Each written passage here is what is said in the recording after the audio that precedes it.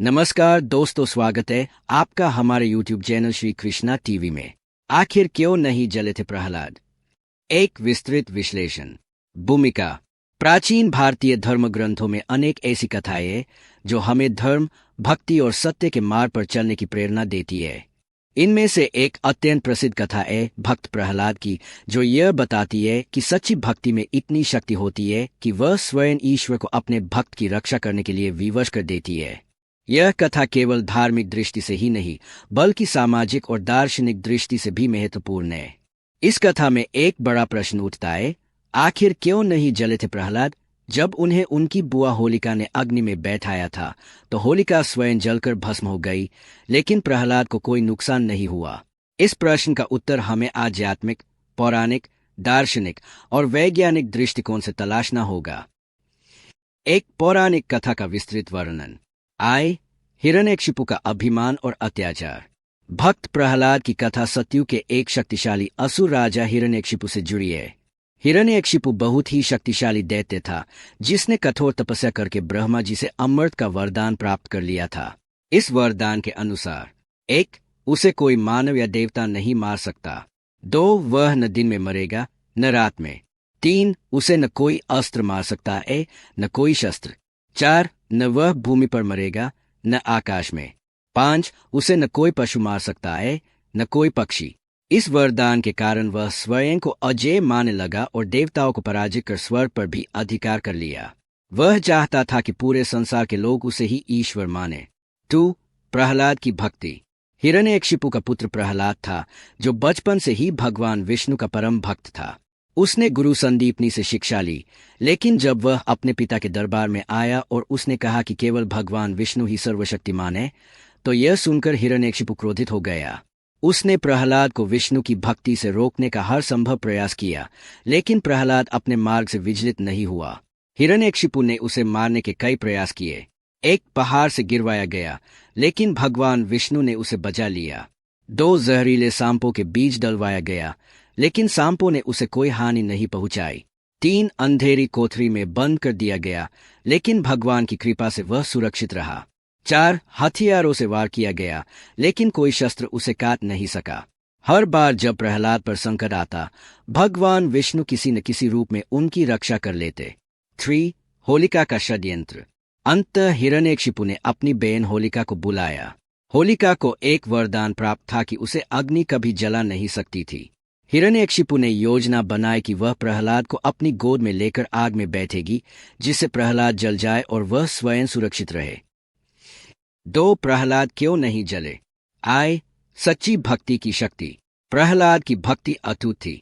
उन्होंने विष्णु की आराधना को कभी नहीं छोड़ा, भले ही उनके जीवन पर कितने ही संकट आए।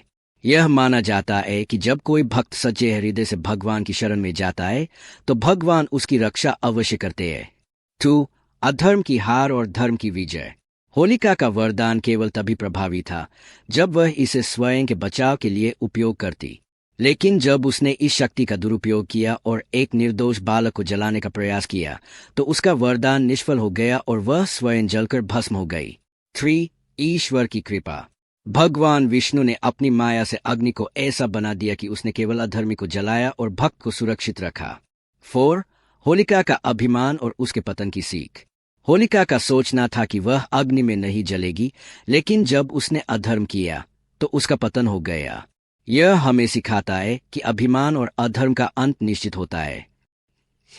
3 वैज्ञानिक दृष्टिकोण। अगर हम इस कथा को वैज्ञानिक दृष्टि से देखें तो संभव है कि 1 प्रहलाद के शरीर पर कोई ऐसी सामग्री लगी हो जो आग को रोकने में सक्षम हो। 2 हवा की दिशा और अग्नि की तीव्रता, जिससे होलिका जल गई लेकिन प्रहलाद बच गए। 3 धार्मिक व्याख्या। यह कथा प्रतीकात्मक हो सकती है, जिससे यह संदेश दिया गया कि सच्चाई कभी नहीं जलती। 4 इस कथा से मिलने वाली शिक्षाएं। सत्य की हमेशा विजय होती है। कई बार जीवन में कठिनाइयां आती है, लेकिन यदि हम सच्चाई के मार्ग पर चलते हैं तो अंततः जीत हमारी ही होती है। 2 अहंकार का नाश होता है। हिरण्यकशिपु और होलिका दोनों ही अहंकारी थे और दोनों का अंत हुआ। 3 भक्ति की शक्ति सबसे बड़ी है। यदि मनुष्य पूरी श्रद्धा से भगवान की आराधना करता है तो वे उसकी रक्षा अवश्य करते हैं। 4. अधर्म का अंत निश्चित है। होलिका के जलने का अर्थ यह भी है कि जब कोई व्यक्ति अधर्म की राह पर चलता है तो उसका अंत तय होता है। 5. होली पर्व और इसकी परंपरा। प्रहलाद और होलिका की इस कथा से ही होली पर्व की परंपरा शुरू हुई। होली बुराई पर अच्छाई की विजय का प्रतीक है।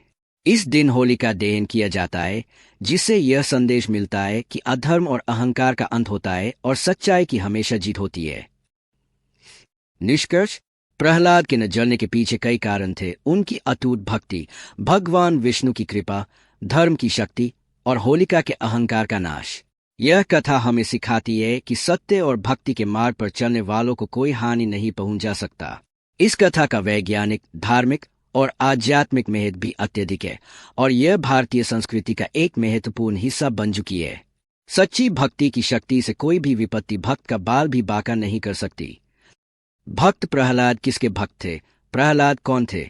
इन प्रश्नों के उत्तर हमें भक्त प्रहलाद की अद्भुत कथा में मिलते हैं, जो हिरण्यकशिपु, हिरण्यकश्यप के अत्याचारों और भगवान विष्णु के दिव्य हस्तक्षेप की कहानी कहती है। एक समय की बात है, भारत भूमि के प्राचीन इलाकों में एक युवा राजकुमार रहता था, जिसका नाम प्रहलाद था। प्रहलाद कोई साधारण बालक नहीं थे। उनका हृदय ब्रह्मांड के रक्षक भगवान विष्णु के प्रति अटूट भक्ति से भरा हुआ था। हालांकि प्रहलाद के पिता राजा हिरण्यकशिपु उनके ठीक विपरीत थे। राजा को एक वरदान प्राप्त हुआ था, जिसे वह लगभग अजय बन गए थे।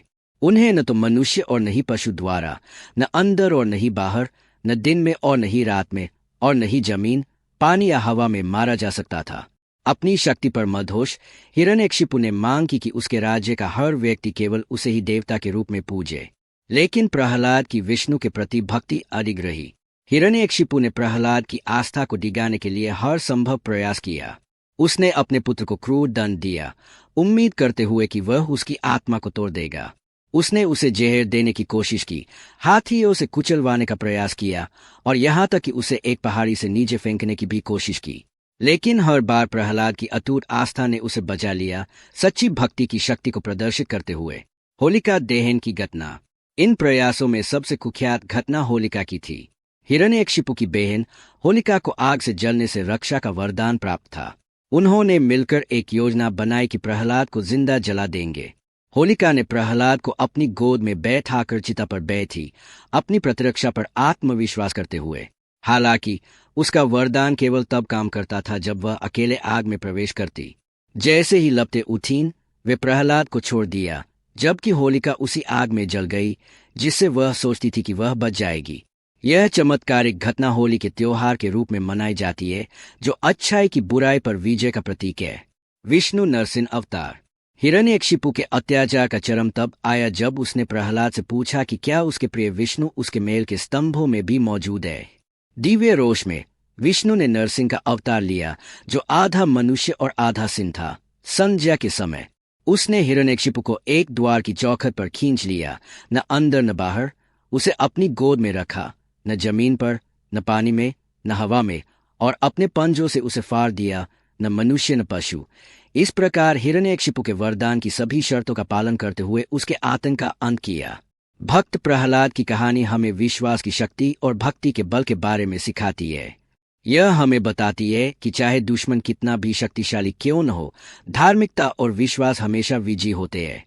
तो बच्चों, याद रखें, जैसे प्रहलाद ने किया, हमेशा अच्छाई को थामे रखे, सत्य की शक्ति में विश्वास करे और कभी भी दिव्य पर विश्वास न खोए। अगर आपको भी वीडियो अच्छी लगी हो तो चैनल को सब्सक्राइब जरूर करें और वीडियो को लाइक करना ना भूलें। और आप सभी को होली की बहुत बहुत शुभकामनाएं।